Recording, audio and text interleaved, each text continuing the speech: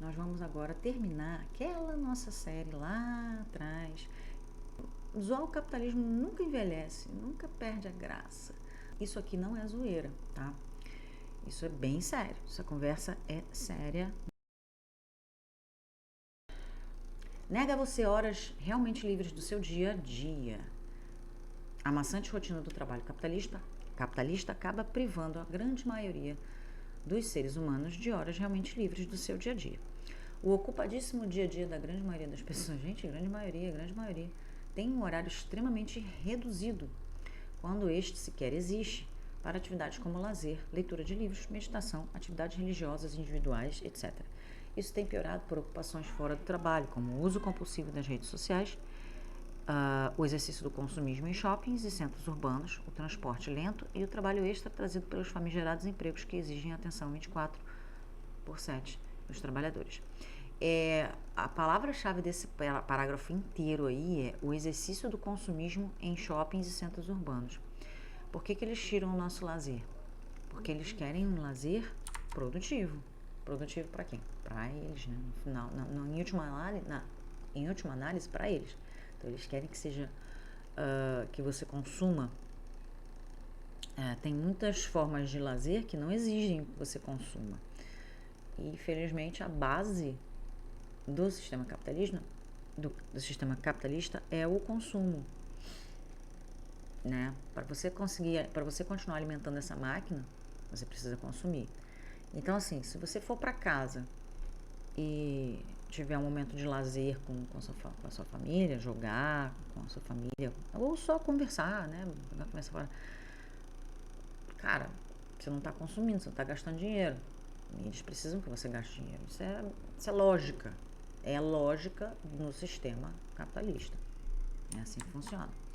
Mas vamos combinar. O pessoal fala, as melhores coisas na vida são grátis? Sim. E deveriam ser, sim. Não, mas não são, porque, tipo, você sair para comer uma comida boa, sim, é legal, mas você não precisa gastar, né, horrores para ter acesso não deveria precisar gastar horrores para ter acesso a uma comida boa, de qualidade. Sem contar que você precisa de tempo, de qualquer forma, para sair de casa, se deslocar e comer. Enfim, é um processo meio complicado, né? E você não ter tempo, você acaba pedindo em casa, e aí você, além de estar alimentando o restaurante, né, além de estar sustentando o restaurante, que é o certo, você está sustentando aquele aplicativo lá que a gente falou da outra vez, né? Que, na verdade, mas você está ajudando o cara lá, o motoboy. Não, você está ajudando a empresa. Porque, tipo, o motoboy recebe um percentual daquilo ali. E não é um bom percentual.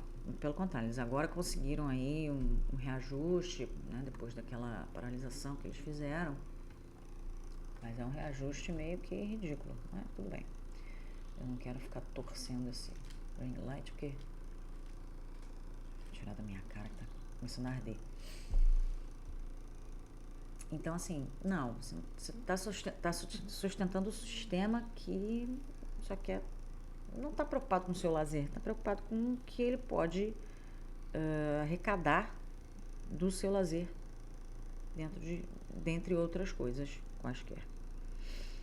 Então, tudo vira produto, inclusive a gente mesmo, né? Temos tido cada vez mais horas, temos tido cada vez menos horas realmente ociosas que nos deem a liberdade de agir de acordo com nossas vontades. Temos ficado muito submetidos tanto às empresas em que trabalhamos quanto aos ditames e influências psicológicas do mercado, como mostrado no próximo tópico, que a gente já vai ver. Então, assim, eu acho que é gritante, né? A maioria das pessoas que trabalha em expediente, né, 44 horas por semana, aquela coisa, elas vivem para o fim de semana. E eu não julgo, não condeno. Existem, como eu sempre falo, né? Falava antigamente, né? Tem até curso para isso.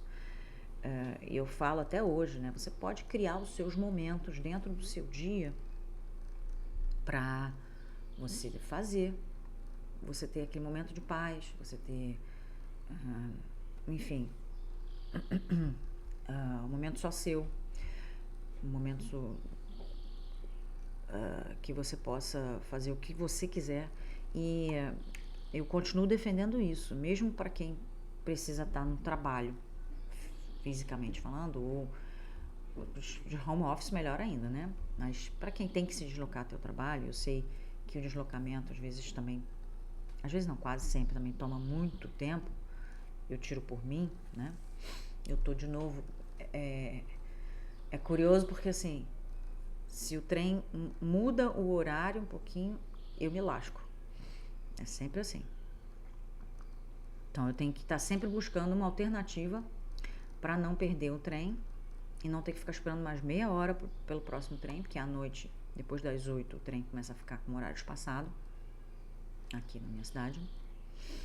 E aí eu, enfim, eu chego em casa mega tarde. Eu fico considerando a possibilidade de nem comer, porque assim, se eu comer eu preciso esperar para dormir. E aí eu vou dormir tarde, né? Ontem, por exemplo, minha filha preparou um negócio legal pra gente comer. Mas era, enfim, comida mexicana, então um pouquinho pesada. Fui dormir 2 horas da manhã, porque eu simplesmente não estava conseguindo dormir.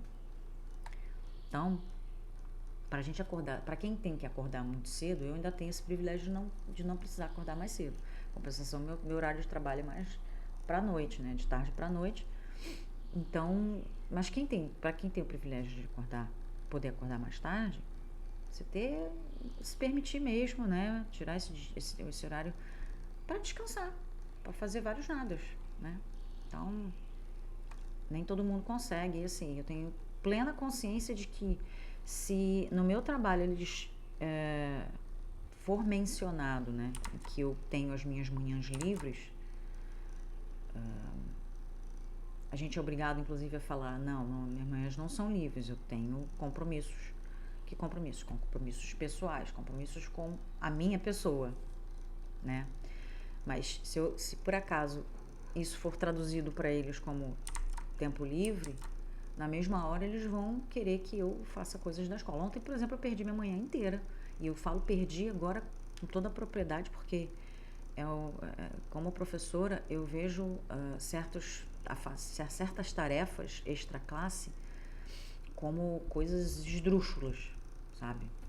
Pode até falar depois sobre isso. E ontem perdi a minha manhã inteira às voltas com tarefas esdrúxulas, sabe? Eu não vou nem entrar em detalhes aqui, porque eu não quero me expor a minha empresa, mas tarefas esdrúxulas, né, Mimi? E a Mimi vai passear pelo teclado, mostrando o seu rabo em riste. Vamos... voltou pro canto dela, beleza. Voltou para a tribuna. Você vai ficar aí? Por que você quer ficar aí? Come esse mosquitinho que tá aqui voando, perturbando. Você não tá nem vendo ele, né? Gato estranho. Enfim. Então, dá pra gente criar essas ilhas de lazer, mesmo se você trabalha de expediente, tá? Vou contar aqui baixinho pra vocês. Vou falar 2 palavras. Cagada remunerada. Deixa eu ouvir falar. Dá pra gente fazer, principalmente quem trabalha em escritório. Dá sim. Dá pra gente dar aquela descomprimida, né? Ao longo do dia. No meu caso, bem mais intenso. Eu não tenho janela, eu só tenho janelas na terça e quinta, e ainda bem que eu tenho essa janela, porque são 5 horas de aula. E se fosse 5 horas seguidas, como nos sábados, né? Nos sábados são 5 horas seguidas. Eu dou aula de 8h30 até 1h15. É isso. Eu até faço um intervalozinho de 5 minutos, mas são 5 minutos que eu tenho para beber uma água, ir no banheiro, tomar um café, comer um biscoito, tá? Mas são 5 horas direto, trabalhando, porque aula, né? É aula. Quem sabe, né? Acho que todo mundo já viu como... Todo mundo deve saber como é que funciona uma aula. Independente da escola, independente da metodologia, independente do formato, vocês sabem que é uma coisa em que você tem que você tá ali o tempo todo. Você não pode... tem escola que a professora bota coisa no quadro e fica conversando na porta. Né? Não, tudo bem. Não estou falando de escola regular. Vamos falar de escola, ou não estou falando de escola regular que a professora já está cansada, já está de saco cheio, já está querendo ir embora, aposentar. Né? Tô falando de escola que fica no pé do professor, porque tem que dar aula, porque tem que bater meta, porque o aluno reclama, enfim, se não estiver aprendendo, que óbvio é uma reclamação justa, você tem que estar ali, você tem que estar focada na aula, você tem que estar atenta aos alunos. E mesmo essas professoras que botam matéria no quadro e ficam conversando, elas estão conversando, mas elas estão ali da porta, elas estão olhando, elas estão monitorando, elas estão vendo se os alunos estão produzindo, estão trabalhando. E estão vendo se tem aluno conversando, fazendo alguma coisa que não deve fazer, não deveria fazer, enfim. É uma atenção, de qualquer forma, que a professora tem e que é desgastante, mentalmente falando, né? Então, a gente tem esse problema. Mas quem pode, e eu acredito que muita gente pode, né? Tem esses intervalinhos aí, pelo menos para respirar um pouquinho.